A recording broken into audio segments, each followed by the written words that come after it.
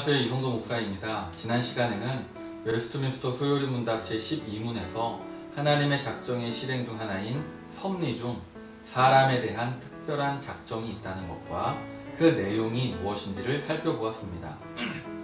하나님은 완전한 순종을 조건으로 선악과를 금하는 방식을 따라 언약을 맺었습니다. 그렇지만 아담과 하와는 불순종했고 타락했습니다. 그러면 도대체 이 타락이 무엇일까요? 타락에 대한 다양한 관점이 있습니다. 사전적으로는 올바른 길에서 벗어나 잡되고 나쁜 길로 빠졌다 아니고, 개념적으로는 떨어질 낙에서 유추할 수 있듯이 어떤 상태에서 떨어진 상태입니다. 이외에도 역사적, 철학적인 설명이 있지만 성경은 인간이 하나님을 대항하여 범죄함으로 하나님의 창조의 상태에서 떨어졌다고 말합니다. 그러므로 타락에 대해 잘 아는 것은 행복하도록 창조되었지만 행복하지 않은 지금 우리의 상태를 깊이 있게 알게 해줍니다. 지난 시간 하나님은 사람을 중립적인 상태로 창조하셨다고 했습니다. 하나님은 사람에게 완전함으로 나아갈 수도 있고 창조의 상태보다 못하게 될 수도 있도록 하셨는데, 웨스트민스터 대요리 문답 17번은 그러나 타락할 수 있게 하셨다, 다른 표현으로 실패할 여지를 남겨두셨다고 답합니다. 그러면 웨스트민스터 소요리 문답은 어떻게 묻고 답하고 있을까요? 웨스트민스터 소요리 문답 제13문을 제가 읽어보겠습니다. 질문은요, 우리 첫 조상은 창조받은 그 상태에 그대로 있었습니까?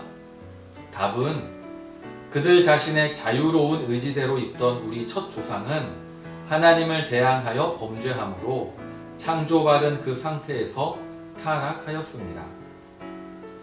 오늘 질문을 토대로 다시 풀어보면, 창조받은 그 상태에서 생명의 언약을 맺었는데 우리 첫 조상이 창조받은 그 상태에서 타락했다는 것입니다. 여기서 대체 왜 그랬을까 하는 질문이 듭니다. 그리고 많은 사람들이 이 질문의 답을 하나님께 두고 선악과를 만들지 말았어야지, 그것을 통제하지 왜 못하셨을까, 이렇게 얘기하며 발전하다가 급기야 하나님의 전지전능함에도 의구심을 갖습니다. 그렇지만 웨스트민스터 소요리 문답 제13문은 그 원인을 우리 첫 조상으로 끌고 갑니다. 우리 첫 조상이 자신의 자유로운 의지대로 행하다가 타락했다는 것이죠. 그러면 어떻게 행한 것이 문제일까요? 13문에서 정확하게 하나님을 대항하여 범죄함이라고 설명합니다. 이 내용을 창세기를 중심으로 찾아보겠습니다. 우선 창세기 2장 17절에서 하나님은 선악을 알게 하는 나무의 열매는 먹지 말라, 내가 먹는 날에는 반드시 죽으리라고 말씀하셨습니다. 그렇지만 사탄이 하와에게 하나님이 참으로 너희에게 동산 모든 나무의 열매를 먹지 말라 하시더냐고 묻자, 하와의 대답이 너희는 먹지도 말고 만지지도 말라, 너희가 죽을까 하노라 하셨느니라 입니다. 하나님의 말씀을 가감하고 자신이 최종 권위를 갖고 결정하고 그대로 행했음을 보여주고 있습니다. 하나님은 먹지 말라 하셨는데 하와는 먹지도 말고 만지지도 말라고 말씀을 더했고, 하나님은 먹는 날에는 반드시 죽으리라고 하셨는데 하와는 죽을까 하노라 감합니다. 그리고 선악과를 바라보며 먹음직도 하고 보암직도 하고 지혜롭게 할 만큼 탐스럽기도 하다고 생각하며 말씀의 권위보다 자신의 권위를 높이 세우고 자신의 의지를 따라 결정하고 거침없이 행했습니다. 이렇게 하나님의 말씀을 거역하는 것, 자신의 생각이 하나님의 뜻보다 앞서는 것, 자신이 주인 되는 것, 이것이 하나님을 대항하는 것이고 범죄입니다. 이로 인해 인간은 타락했습니다. 타락은 분명 사람에게 아픔입니다.